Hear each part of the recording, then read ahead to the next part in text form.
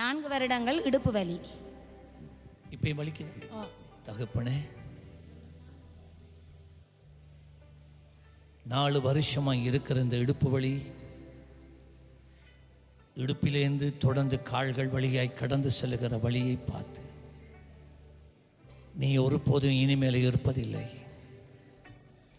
உன் அதிகாரத்தை முறிக்கிறேன், உன் வல்லமையை நான் முறிக்கிறேன். இயேசு கிறிஸ்துவின் நாமத்திலே இந்த இடுப்பை விட்டு நீ வெளியேறுகிறாய். இந்த முள்ளந்தண்டு வழியாக ஆண்டவராய் இயேசு கிறிஸ்துவின் வல்லமை கடந்து செல்லுகிறது. தேய்மானம் அடைந்த பாதிக்கப்பட்ட அத்தனை எலும்புகளும் புதிதாக்கப்படுகிறது.